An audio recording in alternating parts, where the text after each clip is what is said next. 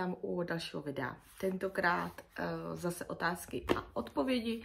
Už se mi jich pár sešlo, tak jsem si říkala, aby to nebylo zase hodinový video, že na ně odpovím.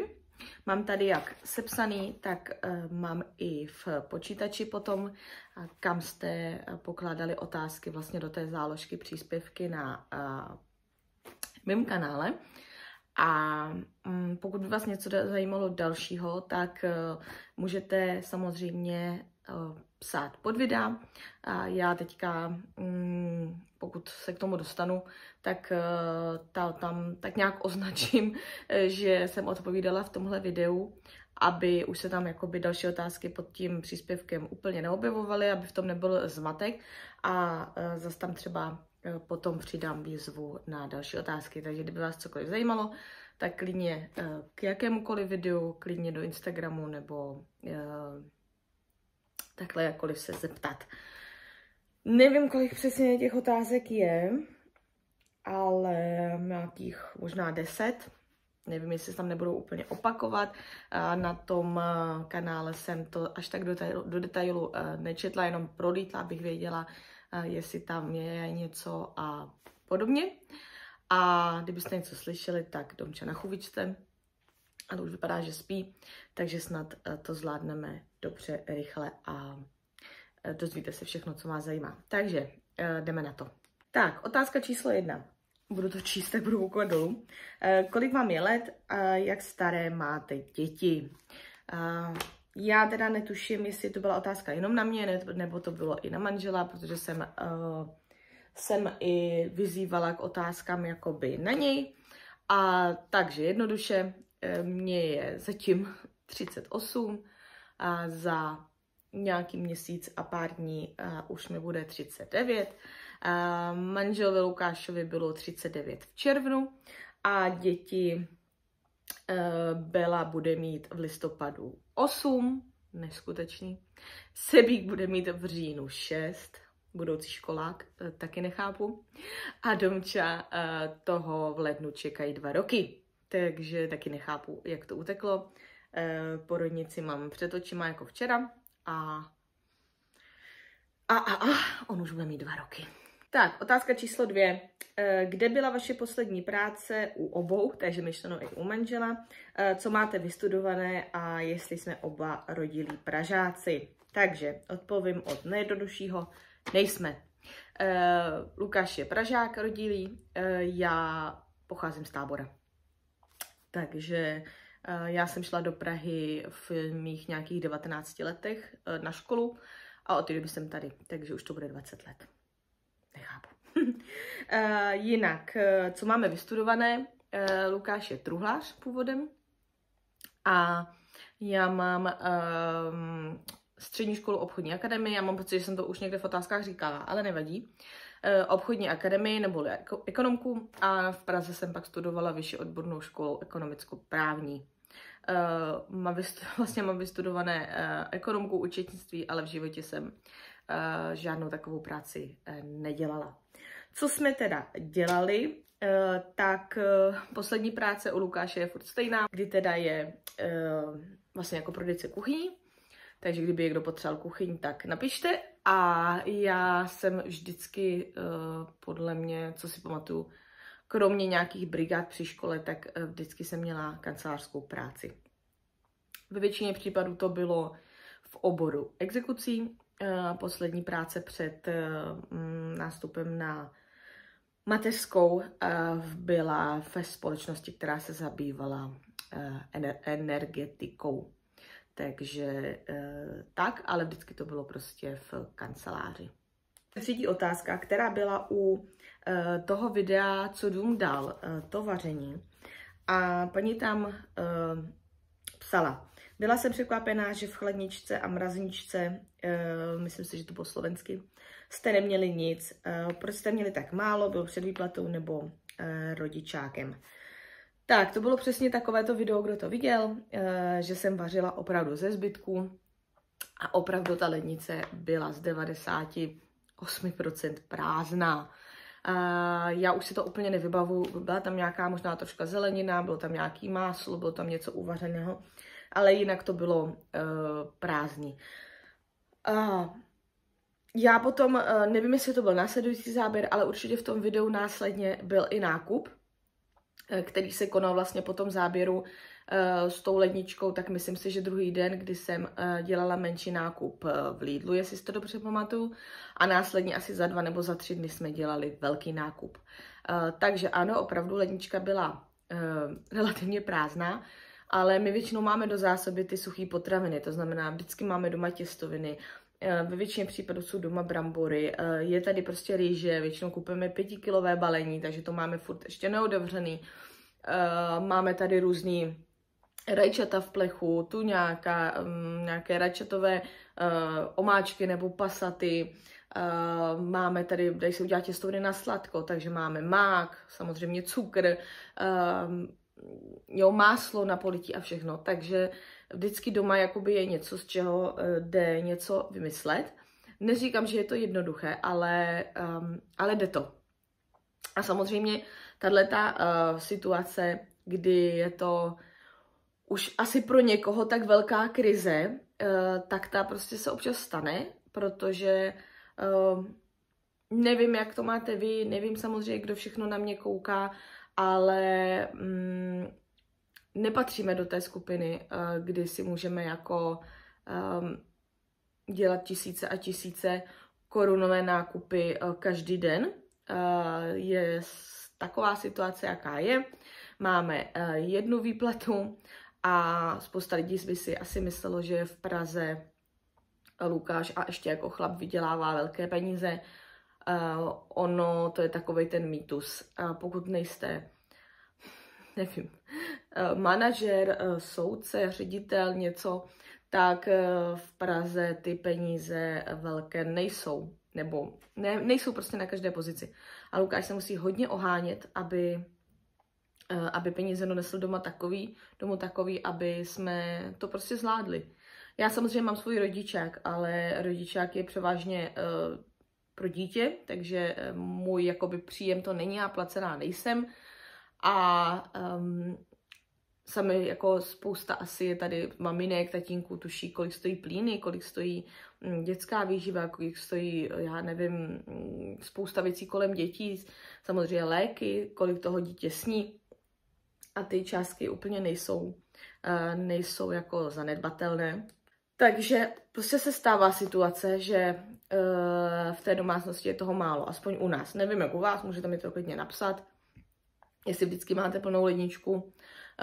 Ale na druhou stranu, i kdybych ty peníze měla, tak já jsem zastáncem toho jednou za čas prostě opravdu jako vyjíst tu domácnost, protože pak zjistíte, že nedej bože něco máte prošlýho, že něco je, jo, teď se mi třeba stalo, že jsem kupovala tvaroh, který měl ještě 4 dny trvanlivost a otevřela jsem ho včera a byl prostě plesnivý.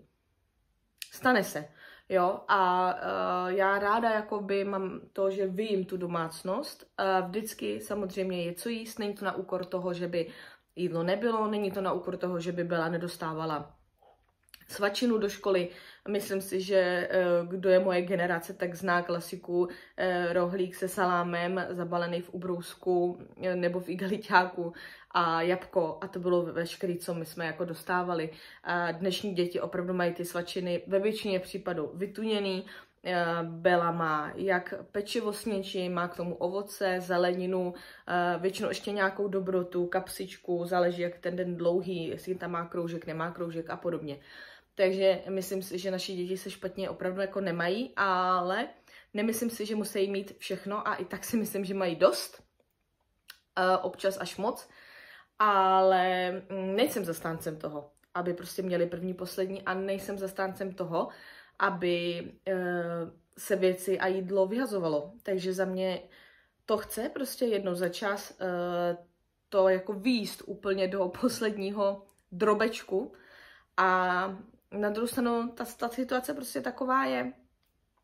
Po výplatě se udělá větší nákup, nebo nevím, jednou týdně se udělá větší nákup. Většinou jsme dělali velký nákup, kdo koukáte na naše videa, tak to znáte, já jsem je několikrát ukazovala. Teďka jedu trošičku, začínám zkoušet jinou taktiku, uvidíme, jestli se nám osvědčí nebo neosvědčí, takže to třeba potom někdy popovídám, ale zkouším různé možnosti, myslím si, že člověk si musí najít jakoby to praví, co pro něj a pro tu rodinu vyhovuje. A nemyslím si, že je jakoby špatného na tom nic.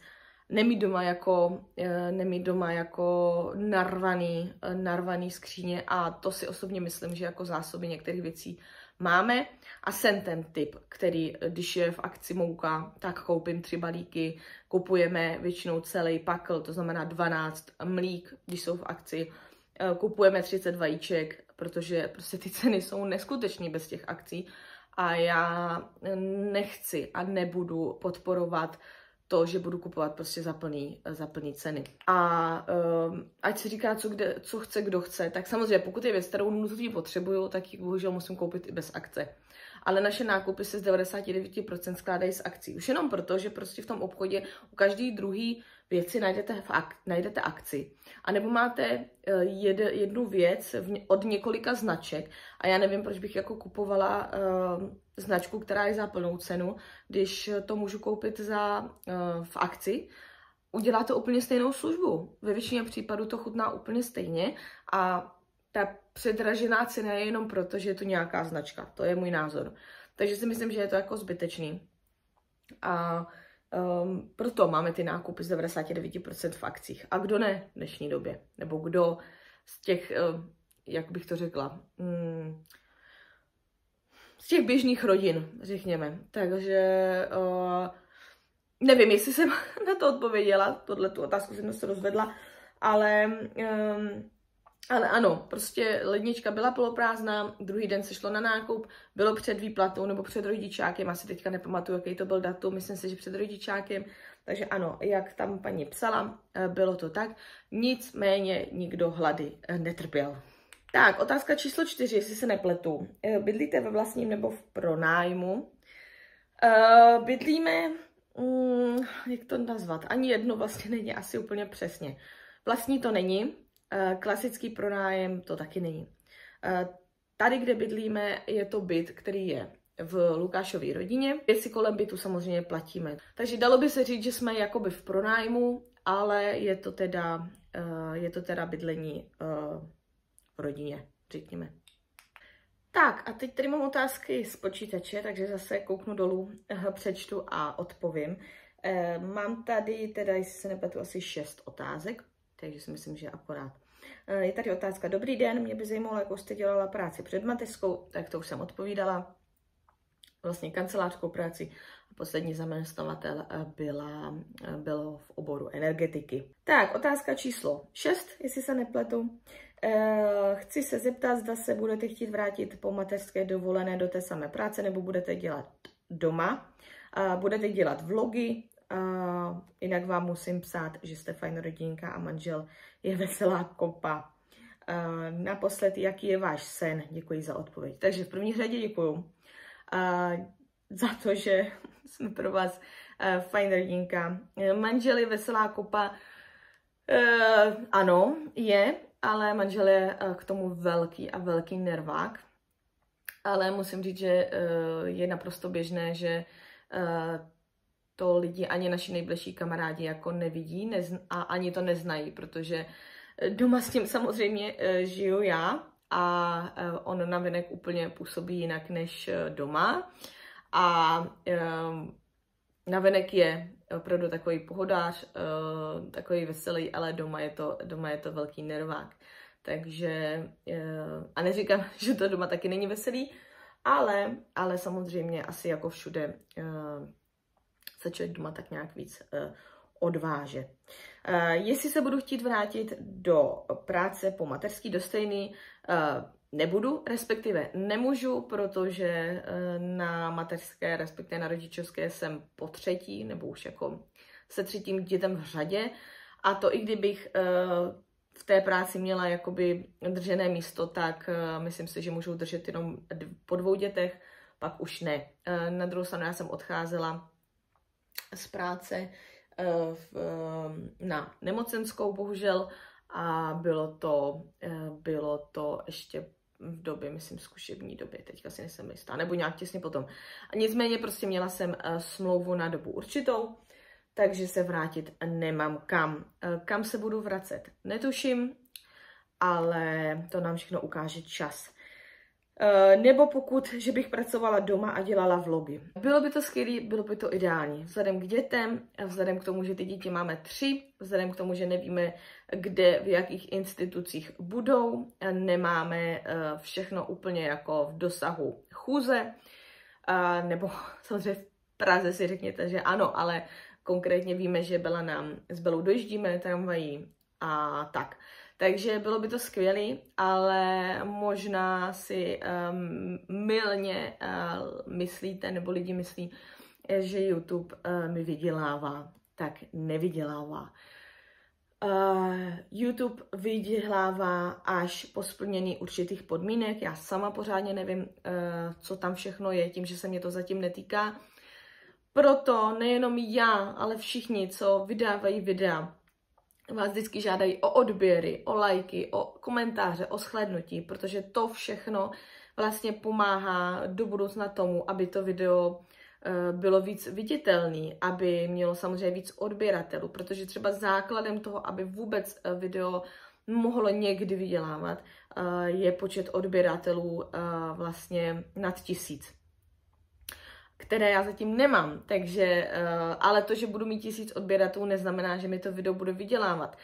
Pokud si někdo myslí, že videa vydělávají, protože mají reklamy a u mě se objevují reklamy, tak ano, ale moje video nevydělává, že má reklamy. Prostě YouTube relativně před pár měsíci, nebo když jsem to zjistila, nově dává reklamy do videí nebo dává reklamy i těm, kteří nevydělávají. Prostě je tam vrazí, na nic se neptá a mě se nikdo na nic neptal a prostě mi ty reklamy tam dává. Takže to, že tam mám reklamy v tuhle chvíli, mi vůbec nic nevydělává. Opravdu já YouTube v tuhle chvíli dělám jako takový náš deníček, takový, jak bych to řekla, výstup z toho stereotypu, ta změna, a musím říct, že to není žádná sranda, ono opravdu jako natočit video je otázka pár vteřin, vyndat mobil, někde udělat záběr a tak, ale to stříhání, ta hudba, popisky, všechno,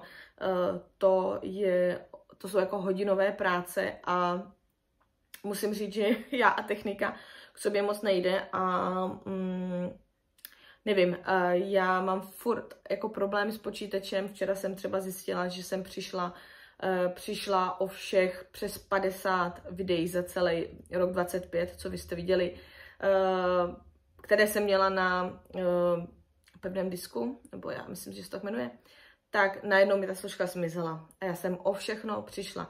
Nejenom o videa, které mám jakoby na tom YouTube, ale na všechny ty záběry, ty stovky a stovky záběrů a troufnu si říct stovky hodin záběrů, ze kterých já ty videa jakoby dělám. A to, že já udělám video, které má 15 minut, tak já to ale třeba dělám ze záběrů, které mají třeba 1,5 hodiny. Jo, takže těch záběrů mám opravdu strašně moc a já jsem o všechny jakoby přišla. Bohužel, opravdu mě to jako štve, ale to je přesně ono. Já prostě nad tím strávím čas, já nad tím jakoby musím dát přednost tomu třeba před něčím, takže před úklidem třeba nebo před něčím, ale dělám to proto, protože mě to prostě baví a je to opravdu takový ten výstup z toho stereotypu. Není to jednoduchý, je to, dá se říct, v uvozovkách práce na skoro plný úvazek, ale mě za ně nikdo neplatí. V tuhle chvíli, já doufám, že třeba jednou ano, ale nicméně sama vím, jak je to složitý, sama vím, jaký to je bejt sám na sebe, co všechno se odvádí a ty částky jsou neskutečný. A ten YouTube by musel vydělávat tolik, aby se to jako vyplatilo. A myslím si, že českých jako youtuberů, pokud neberete takové ty jako hodně známé, tak českých obyčejných je tak málo, aby jim to vydělalo po tom, co jim to všechno jako odečtou, že jako chápu, že spousta lidí to prostě třeba i přestane dělat. Takže bylo by to super být doma. Ne, že bych se jako nechtěla do práce, ale Bylo by to pro nás organizačně jako jednodušší vůči těm dětem, ale není to jen tak. Takže kdo ještě neodebírá, určitě dejte odběr, prosím, teď, protože jakoby já bych ráda, já říkám, já to dělám jako deníček, dělám to pro sebe, dělám to, že mě to baví, ale mám strašnou radost každého toho nového odběratele, mám strašnou radost každého vašeho komentáře, protože musím zaklepat, ale myslím si, že jsem se doteďka nesetkala s žádným jako negativním. A strašně mě baví, jak nás chválíte, že na nás rádi koukáte, že jsme fajn rodinka, že jsme prostě úplně jako normální realisti, co ukazují bordel a co ukazují prostě, že se něco nedaří a ne vždycky je to s úsměvem. A mě to strašně těší a vím, že ale vás kolikrát kouká víc, než odebírá. Takže budu ráda, když ten odběr mi tady dáte. A i to je jakoby mnohem větší potěšení víc jakoby natáčet, protože vím, že prostě natáčím i něco, co nejenom jako pro nás, ale co lidi baví. Takže prosím. A děkuju a jdeme na další otázku. Musím rychle, než si mi ten počítač vybije.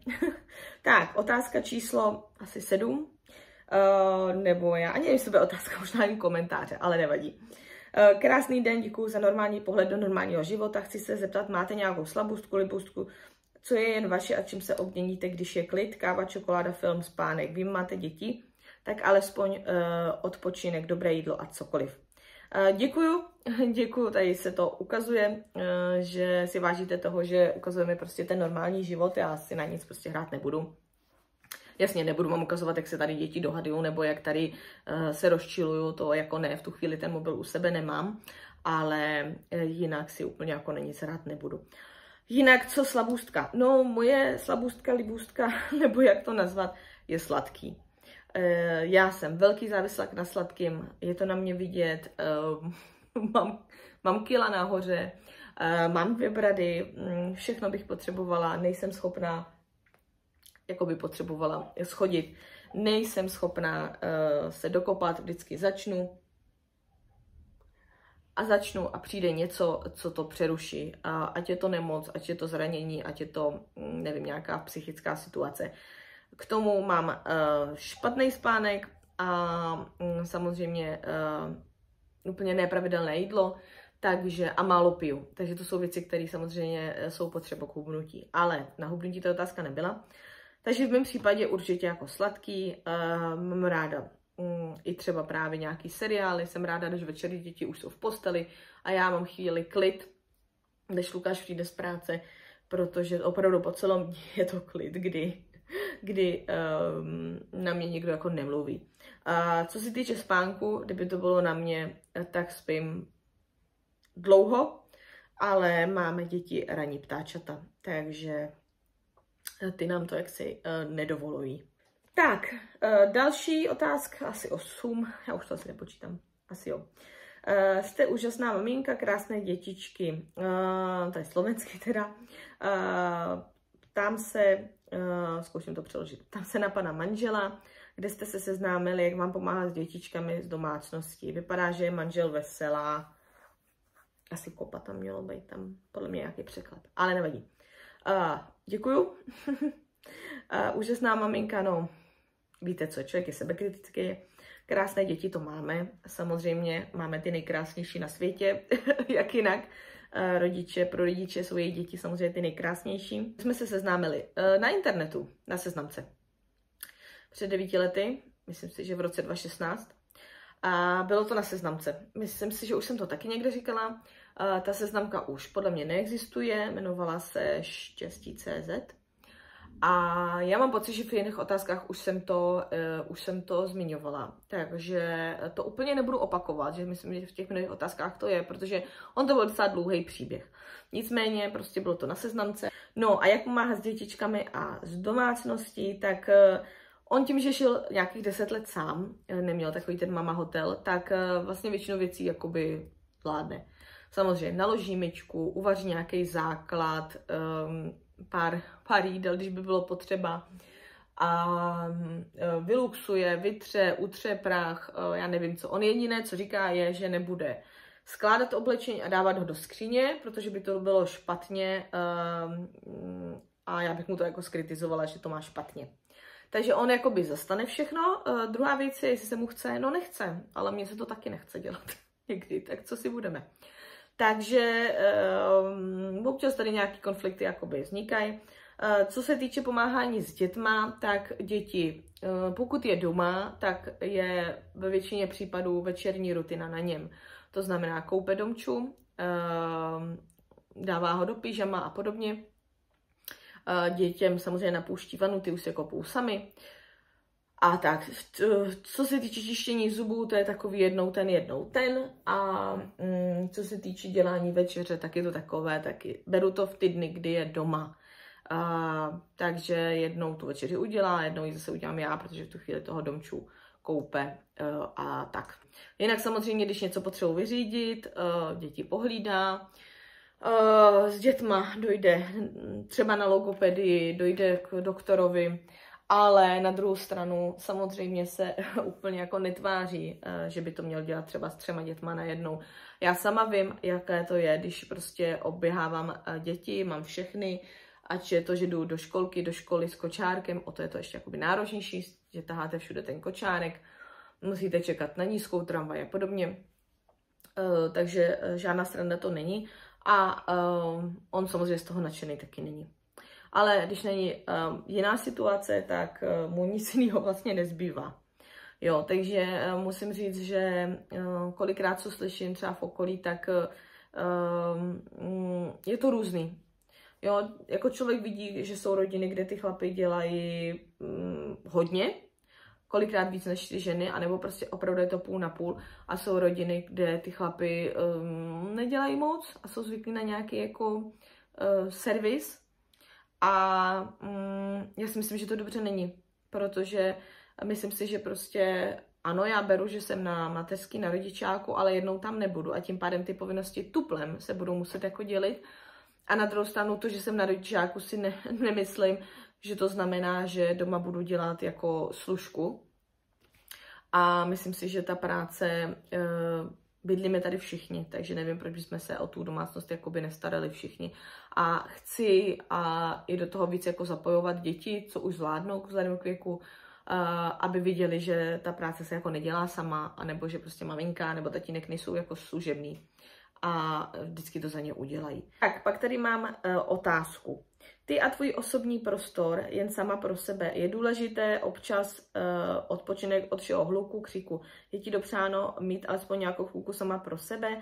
Co je pro tebe největší relax? Díky. Tak, no, to je otázka asi na dlouho.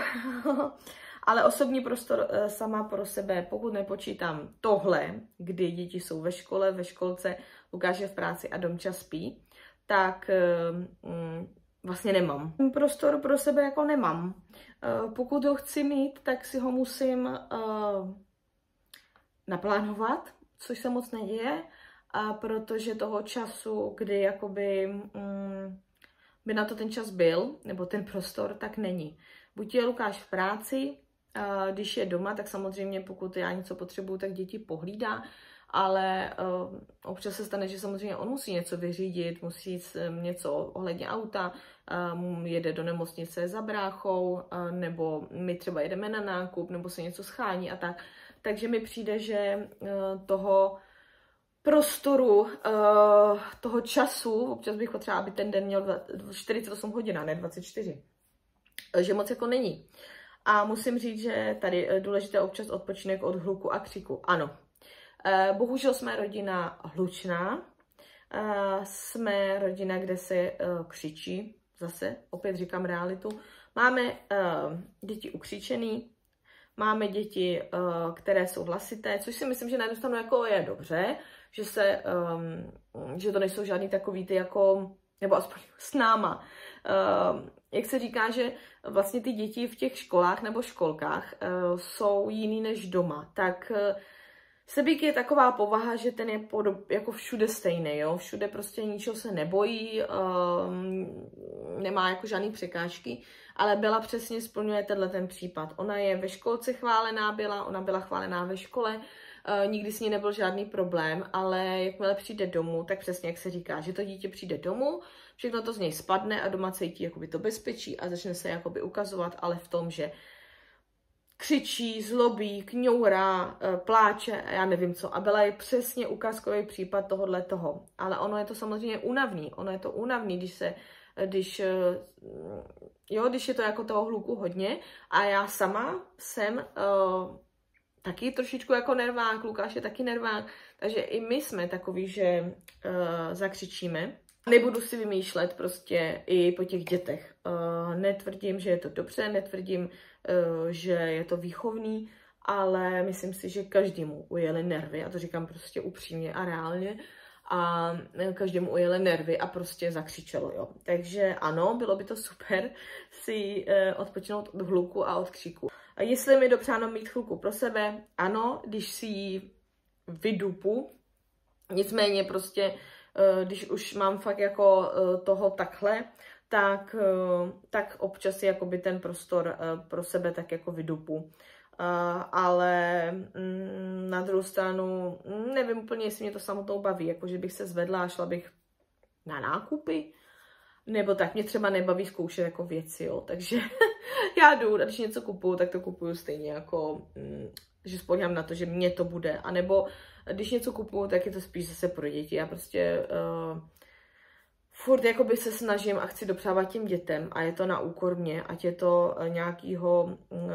to právě nějakého nakupování, ať je to nějakého času, ať je to čehokoliv, jo. Což si myslím, že dobře není, ale ono se to těžko jako radí, když to tak člověk má jako nastavený. Takže tak, no. Ale musím říct, jako, že poslední dobou jsou dny, kdy je ta krize jako velká a uvědomuju si, že opravdu si to budu muset nějak nastavit si nějak čas, jsem čekala, až se víc zajmeme se školou a s novýma kroužkama a tak. A nějak si ten čas strávit pro sebe, aspoň třeba na to, aby si člověk přečetl tu knížku, protože mám 2 nové knížky a ještě jsem je neotevřela. Tak vím, že si to musím nějak vymyslet, nějak nastavit, ale všechno to souvisí na různých aspektech, které tak nějak musí sednout, musí se zajet, aby se od toho zase dalo odvíjet něco dalšího. No a co je můj největší relax? Těžko říct. Asi prostě já mám ráda jako hezký nějaký třeba seriály. Takže můj největší relax poslední dobou je teďka ta nová řada toho mýho seriálu, ale už budou jenom 5 dílů, tak to bude už jako mi brzo ten relax skončí. Ale je to přesně ta doba, kdy děti jsou v posteli a Lukáš je ještě třeba v práci a já mám jakoby ten klid mezi tím, kdy přesně není ten křik, není ten hluk, jde maximálně nějaký seriál mi, a nebo, nevím, nějaký video. A to je asi jako v tuhle chvíli můj největší relax, kdy prostě si to užiju, než zase nastane druhý den a takový ten obvyklý kolotoč. Poslední komentář, dotaz, takže je docela dlouhý, tak já vám ho přečtu. Nevím, zda mám psát sem nebo někam, ale píšu. Moc ráda tě sleduji. Postupně jsem zkoukla všechna tvá starší videa. Jsem mámou teprve 5měsíčního chlapečka Sebíčka. Nevím, jestli inspirace po nás, anebo náhoda. Klidně mi, paní Radko, můžeš napsat, nebo slečno Radko, nevím, jestli máte Sebíka inspirovanýho náma, anebo je to náhoda, že se vám prostě jméno líbilo, což chápu. Takže mám 5měsíčního chlapečka Sebíčka, zažívám tu zkušenost poprvé. Pokaždé, když se na tebe dívám, mi bliká v hlavě otázka, jak to sakra zvládáš s 3 dětmi. Jak zvládáš domácnost a jak zvládáš se všem věnovat, jak to děláš s výchovou a jak to děláš finančně. Mně teprve bude najíždět rodičák a už jsem z toho úplně na prášky. Mám to nejsladší a snad nejhodnější dítě. Už jsem i slyšela, že jsem vyhrála jackpot, protože od narození spí. až na kojení celou noc, stejně jsem někdy unavená. Stejně někdy celý den chodím jen v teplácích a uzlem na hlavě a stejně to mám někdy fakt dost. Máš můj obdiv, jsi skvělá máma, srdíčko. Já strašně moc děkuju, protože já úplně z toho husinu. Mě to úplně zahřálo, ale nebudu klamat. Nejsem, nebo takhle. Myslím si, že jsem máma, co dělá to nejlepší pro svý děti, co může, ale samozřejmě spousta věcí by se dalo ještě zlepšit. Ale i tak mě strašně těší, že si to jako myslíte, i podle těch právě komentářů a všeho, co mi chodí. A strašně mě to hřeje u srdíčka. Ale ač ukazujeme realitu, tak říkám, nebudu ukazovat v tu chvíli, že je člověk úplně na nervy, nebudu ukazovat, že se křičí někde, protože v tu chvíli samozřejmě nevemete do ruky telefon, abyste ukázali tuhletu realitu. Já nemám problém to říct, ale ukazovat to nebudu. Takže ono, hodně věcí člověk na těch sociálních sítích jako ukazovat nemusí. A jsou tací, co natáčí a já si říkám, jestli je možný, aby někdo byl takhle dokonalý, protože pro mě třeba ty lidi jsou dokonalí a já mám do nich daleko. A nebo jestli jsou to tak dobrý herci, a nebo to tak strašně dobře se stříhají do těch videí, že vlastně vypadají tak dokonale a nic se u nich neděje a přitom se tam děje, jenom to člověk neví. Takže nikdy nevíte. Ale já prostě, i když něco neukážu, tak nemám problém to říct. A proto mě i tak strašně udivuje a vlastně strašně ale těší, že si někdo jakoby myslí, jak to skvěle zvládám a jak jsem skvělá. Nezvládám. Je to těžký, je to náročný, je to těžký s jedním, se dvěma, se třema, z 10. Já prostě obdivuju všechny, co to fakt zvládají. A u nás už je to dlouho, co se Bela narodila, už to bude 8 let. A já jsem si říkala, jak to bylo jako náročný. Ale spoustu věcí člověk zapomene. A hlavně já si teďka v tuhle chvíli řeknu, na co jsem si s tím jedním dítětem stěžovala. Ale na druhou stranu to nemyslím tak, že bych myslela, jako že jedno dítě, žádný dítě. Já si to tak řeknu, protože to je moje situace, kdy já už mám ty děti 3, takže si řeknu ano, jedno dítě, žádný dítě, na co jsem si stěžovala. Ale vím, že každý dítě je jiný. A vím, že kdyby třeba Sebík byl první, tak možná bychom jako hned si nepořizovali po necelých 2 letech jakoby druhý. Jo, takže ono určitě jakoby nikomu neříkám, jak to má jednoduchý, nebo jak to má složitý, nebo jo, a má jenom jedno dítě. Je super, že teda tady píšeš, že ti lidi říkají, jak jsi vyhrála jackpot a tak. Ale je to super. Třeba budeš mít fakt toho chlapečka úplně skvělýho, nebude vůbec žádný problém, ale ty děti se mění strašně a teď to vůbec jako nemyslím špatně, ale říkám to právě ze zkušenosti mojí a těch mých 3 dětí. Mě taky spousta lidí říkalo, to je super, tobě se dítě budí jenom 2krát nebo 3krát v noci. A mně se budí co hodinu nebo 2, ale já jsem taky zažila noci, kdy mi dítě 5 hodin v kuse prohřvalo, až na nás bouchali sousedi, protože se mohlo udrbat skrz exém. Máme teďka Domču a ten prostě se budí v noci nesmyslně a je schopný hodinu v té postýlce pérovat. A on nejenom nepéruje, on se mlátí do hlavy. A to prostě 1,5 roku starému dítěti nevysvětlíte, že se jako nemá mlátit do hlavy. A nic s tím prostě neuděláte. Jo, jako ano, někdo by řekl, vem si ho do postele, ale když se ho mu do postele, tak se nevyspí ani on, ani my, protože on by neusnul.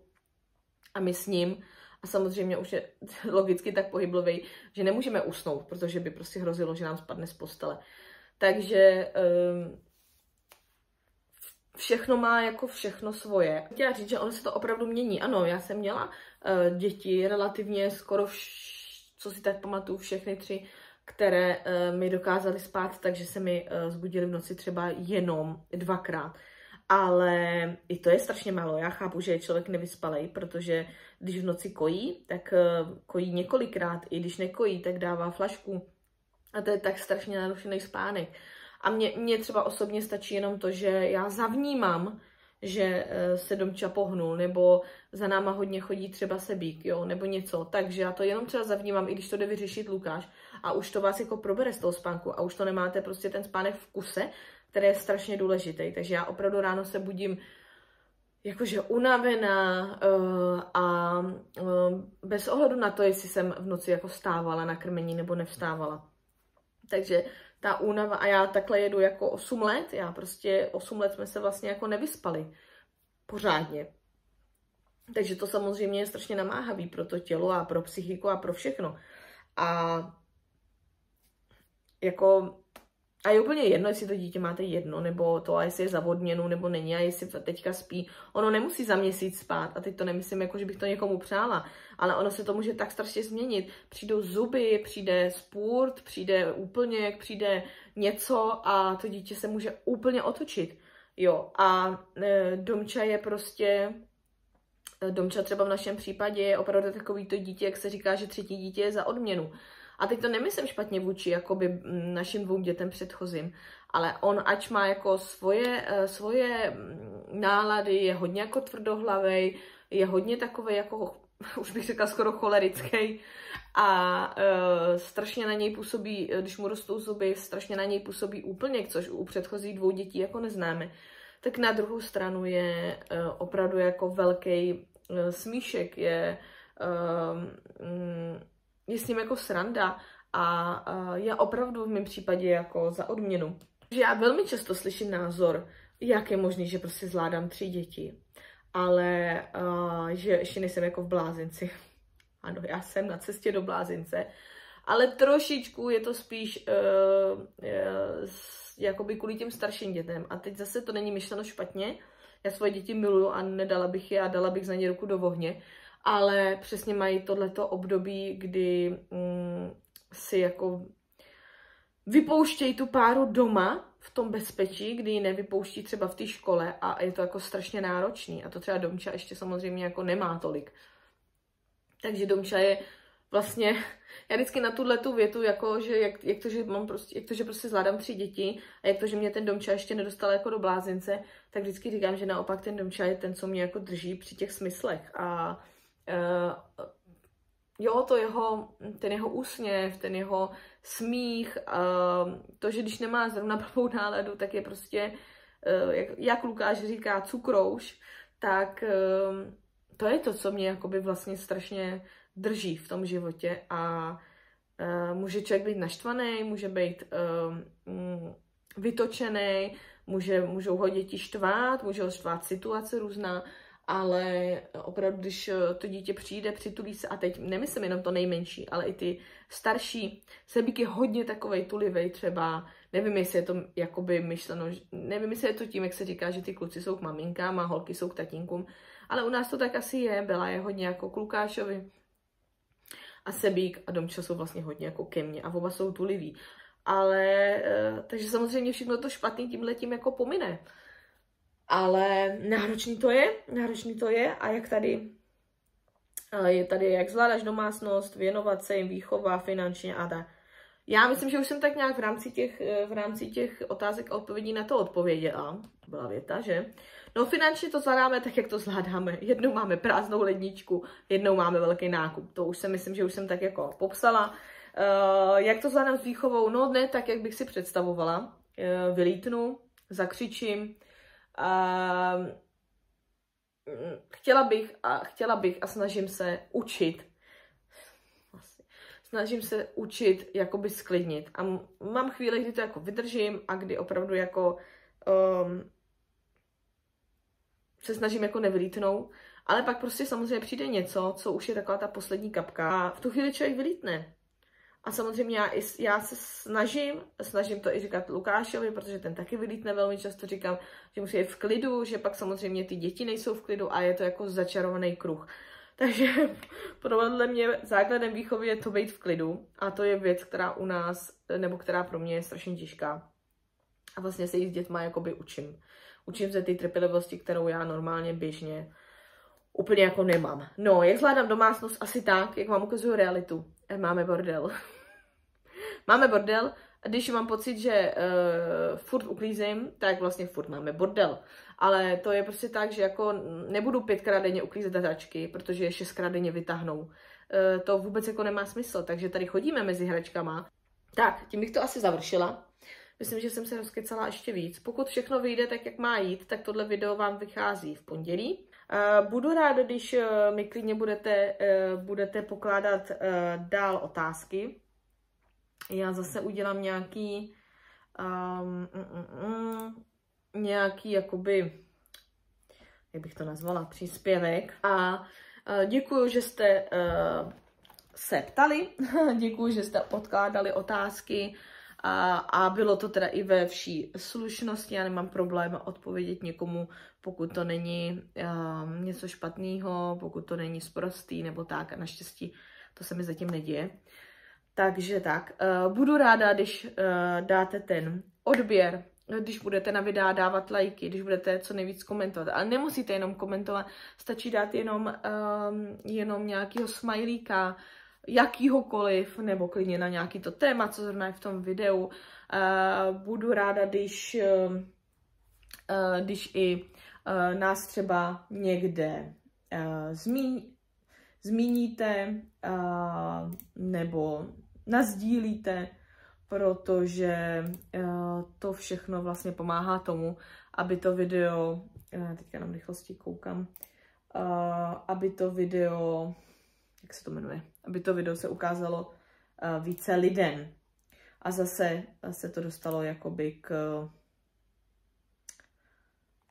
dostalo k více lidem. Takže i každý video jde odkaz, jde sdílet, jde přeposlat. Takže budu ráda, když nám takhle pomůžete se dostat zase vejš a vejš, protože já mám fakt radost každýho. I když to jde třeba pomalejčku, ale když prostě vždycky přibude někdo nový a napíše takhle i super komentář. Tak jo, děkuju, že jste se dívali, omlouvám se za tu tmu, ale prostě je podzim. Budu ráda teda za jakoukoliv podporu a uvidíme, kdy zase dojde někdy na otázky a odpovědi. Klidně mi můžete napsat, jestli vás tohle baví, jestli vás baví víc povídací nebo vlogy, řekněme videa, nebo jestli to máte tak nějak jedno, jestli vás baví oboje. A kdyby vás cokoliv zajímalo, klidně i po tohle video zase můžete napsat. Užijte si hezký den a uvidíme se zase příště. Ahoj. Ještě mě napadla jedna věc, protože teďka po dotočení videa jsem zkusila, jak vůbec na YouTube funguje stream, jakože živé vysílání. A napadlo mě, protože už nějakou dobu s tím trošičku v té hlavě tak jako, jak to nazvat, prostě nad tím přemýšlím, že by mě bavilo jednou za čas třeba se takhle živě přihlásit, i když bylo by to jako opravdu, nevím kdy, asi by to nebylo nějak pravidelně, protože bych na to prostě úplně neměla ty podmínky, ale napadlo mě, jestli by vás tohle bavilo, že by se třeba dopředu určilo, kdy to vysílání bude, aby vůbec se tam někdo přihlásil, abych jako nevysílala jen tak a sama si tam něco nepovídala nebo tak, tak jestli by vás bavilo třeba takhle se živě setkat a mi dejte vědět do komentářů a někdy bych to třeba zkusila, určitě nějakou hodinu, uvidím, kolik lidí by se tam přihlásilo a prostě si takhle popovídat, i kdyby třeba jenom na půl hodinky. Tak jo, děkuju.